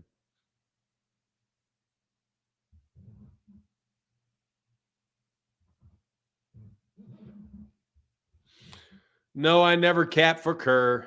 We gonna put you in timeout for blasphemous speak. What's going on, man? What's up? Come on. Thank you, LeVar. Thank you, man. Yeah, I do. And I definitely got Boots. I got Boots beating Brian Norman. What up, Fanon? Chilling, man. What's on your mind, man? What's good with you? Hey, stop this blasphemy about Fanon. This is not directed to you, Fanon. It's directed to the people in the chat. I think Fanon is overly deferential. There's a phrase for you, jabronis. Towards Shakur Stevenson. I think he's been overly generous about the dude's intentions because Fanon could tell you, I've been calling Shakap Twitterson's bluff for over a year now. I've been called the hater by the Shakap fans, both on this channel and other channels. I've been predicting that he was not going to talk to PBC or not give a serious consideration to Al Heyman. So this is not new to me. Fanon has been overly generous and deferential to Shakur. That does not mean that he hates Tank. That does not mean that he's a Shakur fan. He just sees it differently than I do. But I still think he's objective in that. My opinion is that's overly deferential to Shakur Stevenson, but that doesn't necessarily mean that he comes from a bad spot. With that being said, I'm going to stop, Fanon. I'm hearing too much blasphemy here, too much cap, trying to compare Cap Twitterson's Twitter fingers resume with hand-picked top-ranked opponents like George Jetson, a.k.a. Joet Gonzalez, to Tank's resume. Tank's resume is far superior than what Shakur Twitterson has faced. Okay, we're not going to compare Nakathelia and those guys moonlighting as Namibian police officers. La now Africa, yeah, woof. Yeah, woof. To Tank beating Frank Martin, who Shakur wanted to fight, and then when Tank got the fight, you're trashing Frank Martin. We're not going to compare that, dude, because we know that Tank's resume is better than Devin's. It's better than Shakur's. You could say that Shakur is a good fighter. You could say that he's demonstrated skill, but let's not cap and let's not discount Tank's resume, which has been far better. And this is a problem I have with a lot of people, Fanon, because I think that the term great gets thrown around too loosely by a lot of people, not just in the concept of boxing and the sport of boxing, but in life in general. And I think it gets used far too loosely. To me, greatness means demonstrated superiority against elite competition over a sustained and consistent period of time. Break that down again. It means you're facing elite competition and showing separation on a consistent basis. So that's why I can't label Shakur Stevenson a great fighter, because I look at his resume. I look at people like, who is that guy? Valdez, handpicked opponent. I look at Nakathelia. I look at, who is that Last Samurai, Tom Cruise, never fought outside of Japan. I look at guys like that, and I compare it to a guy like Tank's resume, where we're seeing Tank's guy, after they fight Tank, these guys are winning championships. They're much tougher opponents in the day. They're people that you not only want to see Tank fight, but you want to see the guys that are calling out Tank fight, like a Devin Haney and Shakur Stevenson. I tell you, Fanon, this is just the proof, man. If Tank had fought George Kambosos, Fanon, if he had signed up to fight, who's this, Joe Rogan, Joe Pesci from Goodfellas, if he had fought Joe Cordoba's submarine sandwich, what would there be more outrage than there has been directed towards Devin Haney or towards Shakur Twitterson? What do you think? If Tank had fought these kind of opponents, what would be the reaction? Man, look, Tank don't fight those type of opponents and still gets all kind of drama. Exactly. So, you know, my goodness gracious, man. When he fought, when he was at 130, man, please, ex-champions didn't matter. What's his name? What was the name of those guys, man, that he fought? Fonseca. He fought Fonseca. He fought Nunes. Yeah, they were going crazy. And he lost that purse bid to that Frank Warren fighter against Liam dude. Liam Walsh. Yeah, he lost the purse bid, and so they had to go to the UK, and people were hating on that fight, and that was a mandated fight. Okay, so you're entitled to your own opinions, your own feelings, but you're not entitled to your own facts. We're not going to repeat the same mistake of it's everybody's fault. They're good people on everybody's side. The same thing they tried to do when Crawford was negotiating in bad faith. And I didn't listen, people. I didn't say Crawford was a bad negotiator because he got more than he deserved. He got the farm against Errol Spence. I said he negotiated in bad faith against Errol Spence, and people tried to blame Errol. We're not going to do this when the facts are clearly out there. And we're not going to blame Tank or say that Tank's resume is equal to Shakur's. It's not. That's cap. Because if Tank had fought half these guys that you want, George Jetson and all these guys that people hyped up, Valdez, these guys, then you guys would be upset and up in arms. They would be upset. Now, DAZN, we know under Eddie Hearn, he fed Berlanga a long list of IRA hitmen, and that got him Canelo Alvaroid. So you guys who say, oh, what has he done? What has he done? Or he's going to get these big fights. Hey, Canelo says, David Benavidez hasn't fought anybody, but that's not a criteria for them to get the Canelo fight. So, Fanon, as I say this as I go, I want to get your thoughts on my definition of great. And this is why, to me, I don't consider Canelo a great fighter, because my definition of great is consistent overperformance against elite competition. And if you're not fighting that elite competition on a consistent basis, then you're not showing me you're great. And I want to get your thoughts on that point. And the thought that I think of some minimizing Gervonta Tank Davis's resume. One last thing before I go. I really hope he takes on De Los Santos, just for the pure fact that De Los Santos knocked out Royo, and I think that Rayo Valenzuela, excuse me. He knocked out Rayo. And I think that if you maybe have those two on the same card, a rematch of Rayo and Pitbull, and then De Los Santos and Tank, winners fight, that'd be good. With that, I'm out. Thanks. Yes, sir. All right, come on, for sure. Big Dog Willie say, you are a Shakur hater, come on, Oz.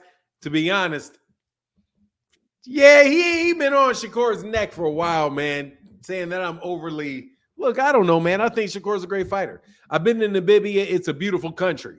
Oh, hey, okay, that's nice. I don't know where that comes from, but Namibia, where is Namibia? Namibia is where, why would you be mentioning Namibia? That's because somebody that maybe it's the connection between Shakur and Terrence, and then Terrence and Julius Ndungo. Is that something? Is that a country where it had like a boxing opponent that Kamal was trying to clown? Hey, LeVar Akins, man, thank you so much, LeVar, for your support, man. And again, especially what you're going through, man. I'm so sorry for the loss of your brother. Martin, anybody who says Shakur Stevenson is a bum doesn't know ish about boxing. He's definitely a great fighter, and I believe in my heart he beats Tank 8 rounds to 4. Shakur is well skilled. Well, we know he's very Nakathilia is from Namibia. Oh, okay. Yeah, Julius Ndungo's from Namibia too. I always think Julius Ndungo when I think of Namibia. Okay, so you were thinking of, you were calling him like a Namibian taxi cab driver or something. I mean, that was almost like he thinks very highly of Shakur. He said, I wouldn't call him great. Here's this link, though, y'all. So we can try to go up to till we've been here about 2 hours. You know what I'm talking about?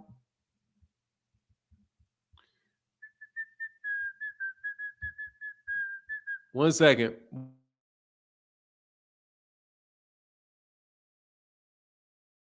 I almost made it to a decent conversation with I almost made it and had a decent conversation with Here for Boxing. I really tried that time. I'm telling you, I really tried. I put forth effort with Boxing Hacker that time. Yeah, Here for Boxing. I made an effort to have a conversation with Here for Boxing. I made an effort with King. I'm almost willing to make an effort with Big Kafka. Almost. But I had one more point to make, man. And I'm sorry, LeVar. I'm sorry about your loss, bro. Condolences to you.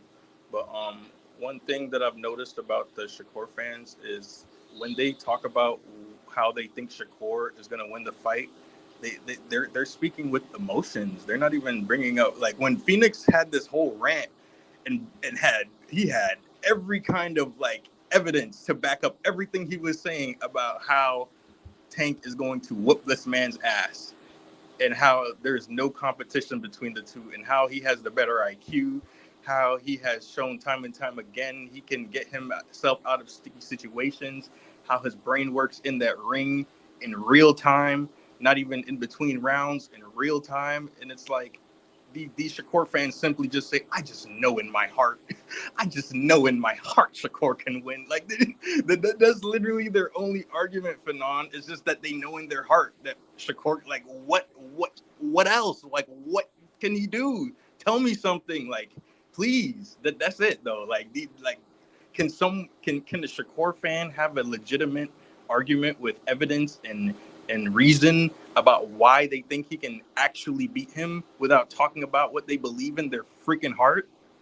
Like, please, like, can I hear a logical explanation because it doesn't make sense. You guys are just running off straight emotion. Like, I used to love the dude too. I actually thought at one point that he was going to be the guy. And you know what? Rolly did an interview.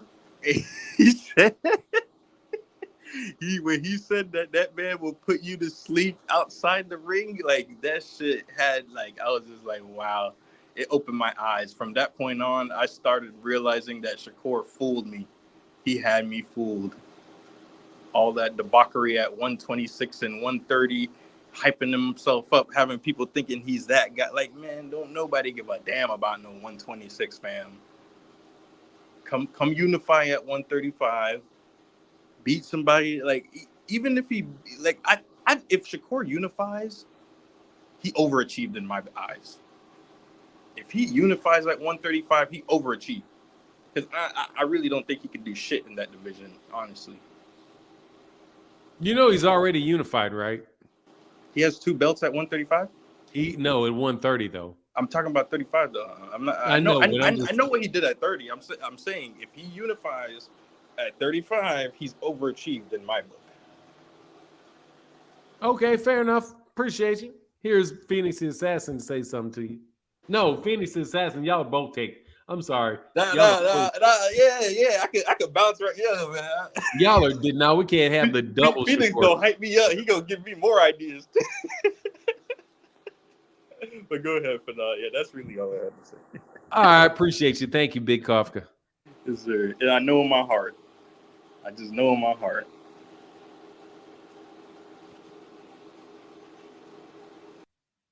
All right, man. Gerard Verdier, how can I help you, man?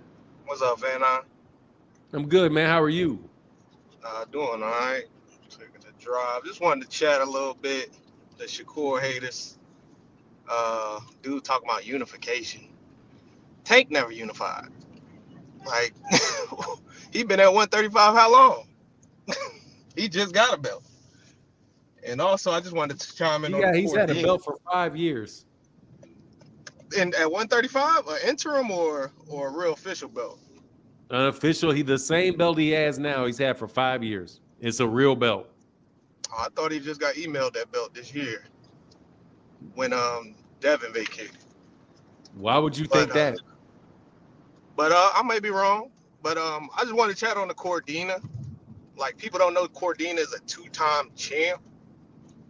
If you compare his resume to Frank Martin's, who's better? Like, whose resume is better? Frank Martin. Frank Martin, he didn't get his ass. What are you talking about? Before or after Frank got his ass knocked out? Period. When you look over the whole thing, just got his ass knocked because Cordina just got his ass knocked out. Just got his ass. Both got their ass knocked out. And Frank was a 30-year-old prospect. Bro, Frank Martin's a better fighter than George Cordina. Who he beat? He ain't won no belts. I'm talking about the fighter himself, man. The fighter, one fighter is better than the other fighter, man. George Cordina is coming off a knockout loss, man. No, I'm saying resume. Like, who has the better resume? Well, you tell me who he fought. Who did you tell me who Joe Cordina's beaten? Oh, Joe Cordina, I just know he's a 2-time champ. You brought up his resume, so you must know it. What's his record? His record, I believe he lost 2, like 30-2 or something like that.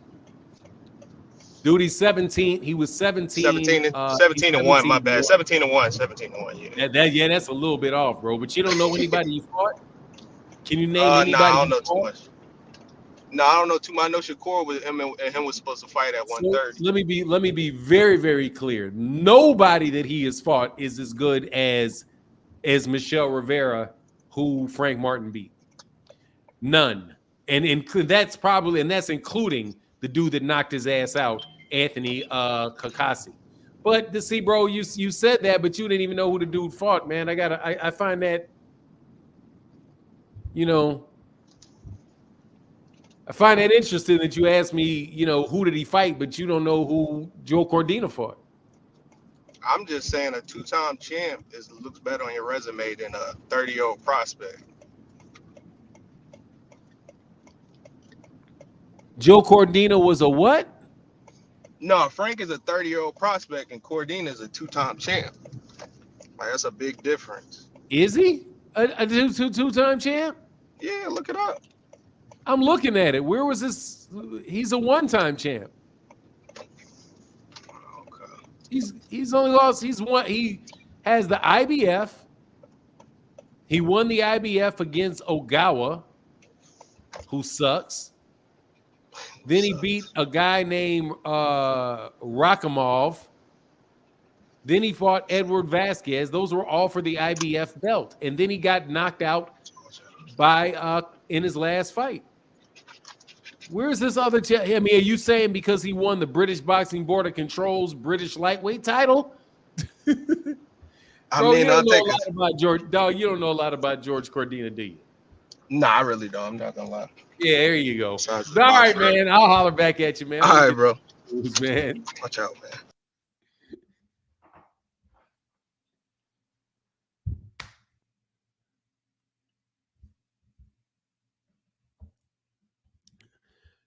Tank's resume better than Devin. Devin was undisputed in a weight class. Tank campaigned that. No one on Tank's resume is on the level of Lomachenko.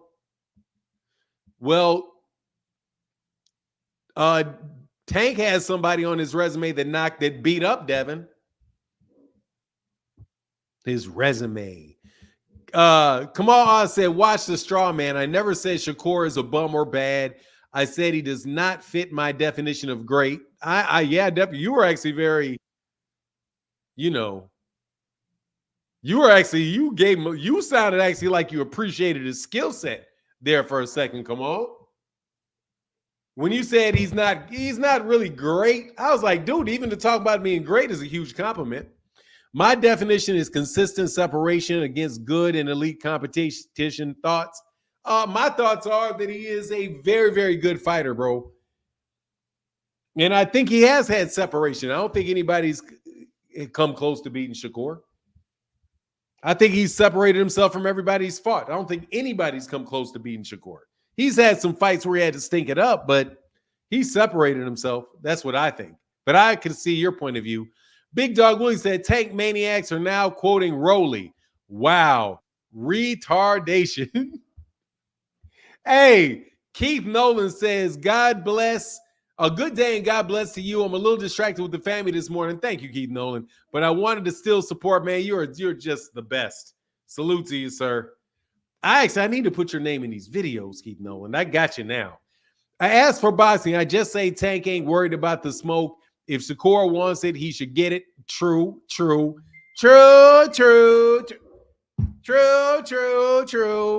Yeah.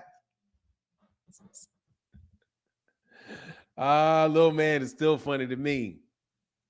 Damn, so many people. We got to go quick. So we got to take this in odds of people that will not probably. Ooh, there ain't. Everybody goes, hey, we got Phoenix the Assassin, then King, then Kamal, then Blaze, then DeMariano. Fucking King. King will be the fastest. How can I help you, King? Hey, good morning, man. Good morning. How you doing, bro? I'm doing very well. I'm happy to hear that. I wanted to get your thoughts on the big fight this weekend. What big fight this weekend? You got Greg Hackett versus Southpaw TV in Chicago. Going down on Sunday, I think. Well, what's your thoughts on the fight? Who you got winning?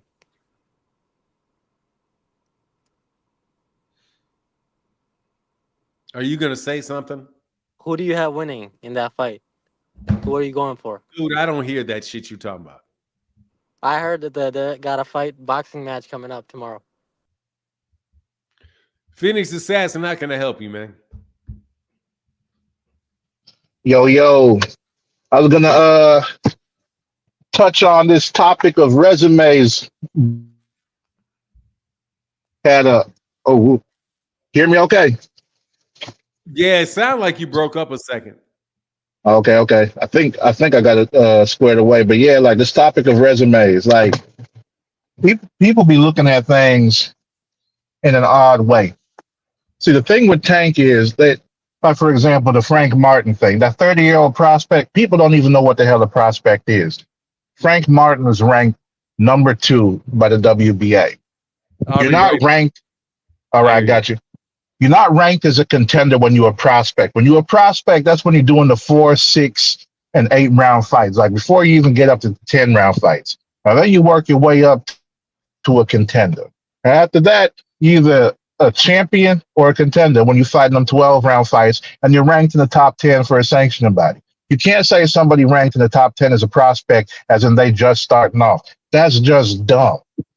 At the same time, one thing that I've touched on before is Tank Davis, since he first won a title against Pedraza, his first title that he won against Pedraza, from that point, all the people he has fought have been either champions or ranked in the top 10 by the WBC, WBA, WBO, or IBF. Top 10 on any of those 4 sanctioning bodies list. That's been his opponents since he won his first title. From that point on, like for me personally, I look at who people fight after they become a champion, because when you're looking at any fighter's professional record, their first 15 to sometimes even 30 fights is going to be guys nobody has heard of. And that's for anyone. Like you look at Oscar De La Hoya, he got his first title shot in his 12th fight. Floyd Mayweather got his first title shot in his 18th fight. You know, I think Manny Pacquiao, I think it might have been his 15th fight, maybe a little early, maybe a little later than that. But, or then you look at Jaron Ennis, 30 fights and hadn't had a title fight at all. And then finally, you know, just got the IBF belt once they stripped Terrence Crawford. So there's differences in when a fighter is able to get a title shot. And once they become a champion, then they got to fight championship level opposition. They can't go ahead.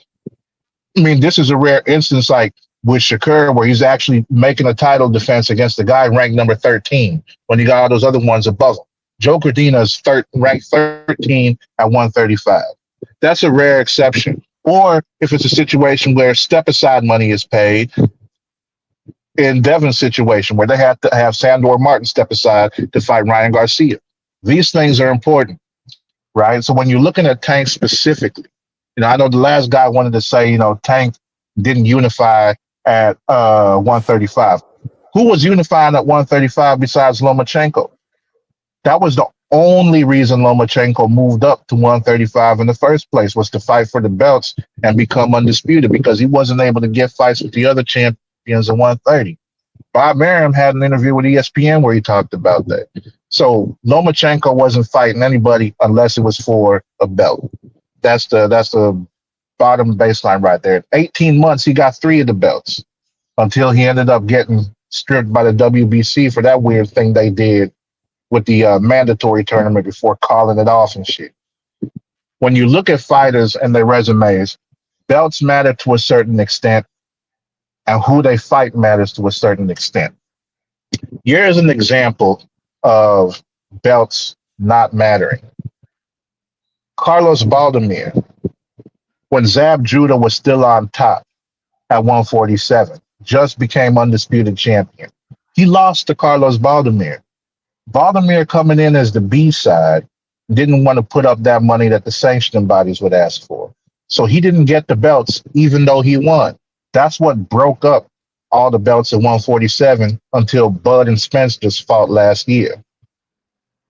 Carlos Baldomir, even though he didn't unify, didn't become undisputed, even though he did beat the man and would be what people like to call the lineal champion.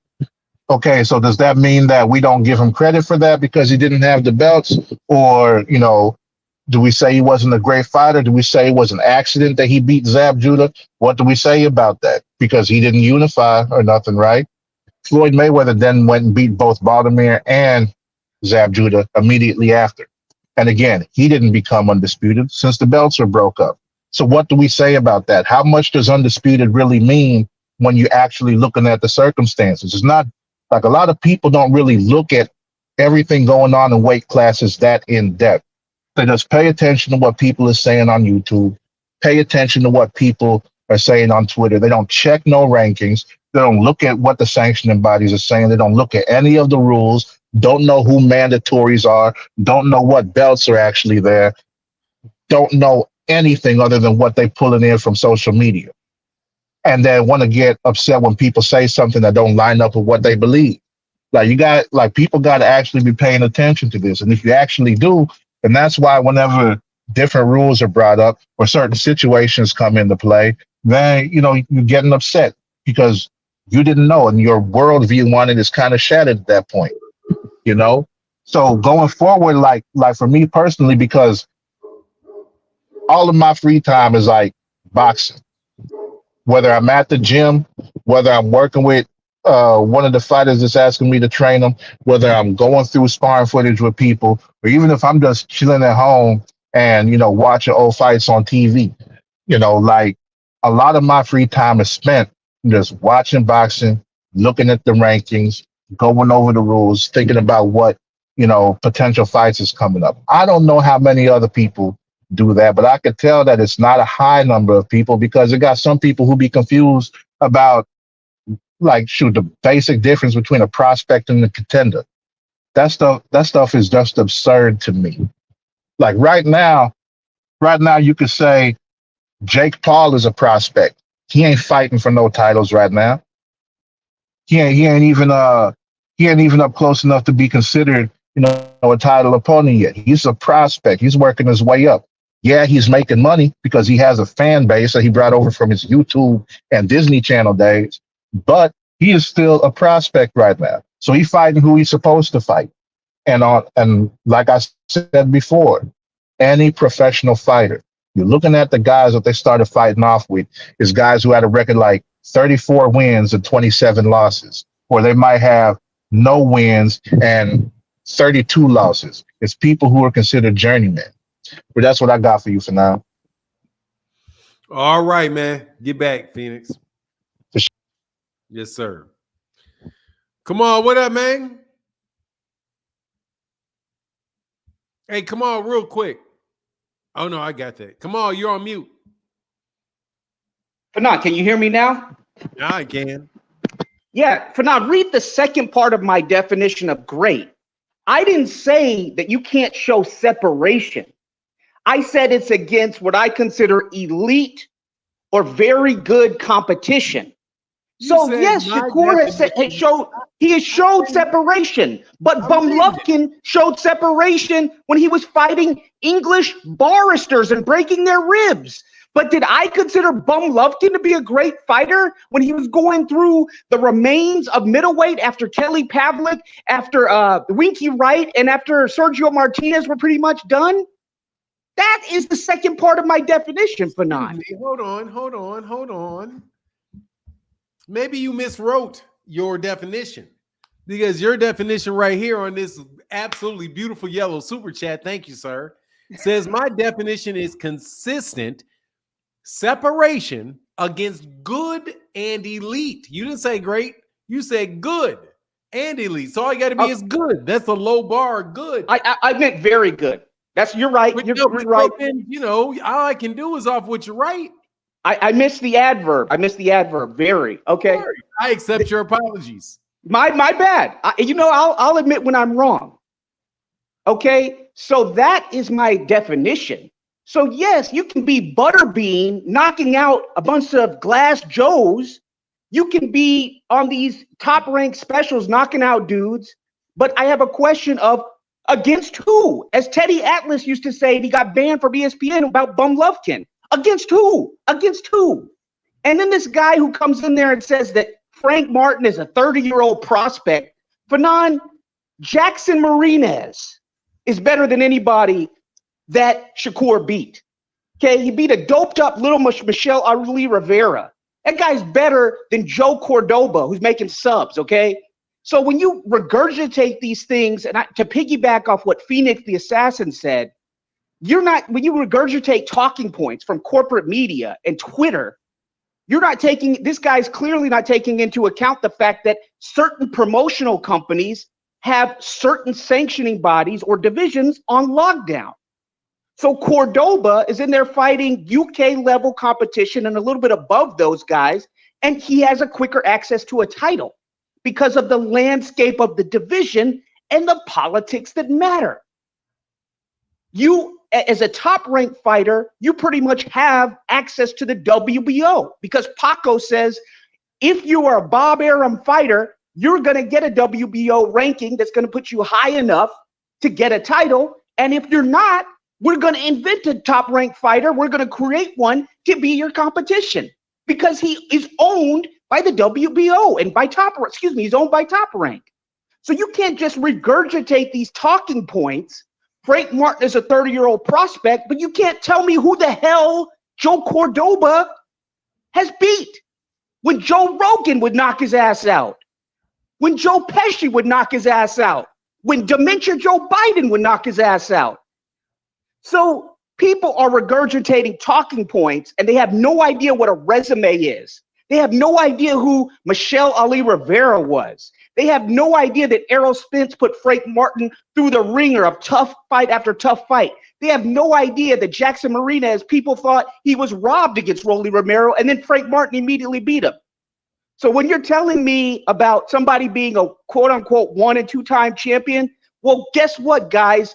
Vegan Smith was a champion, and Canelo fought him as soon as Demetrius Andrade got stripped.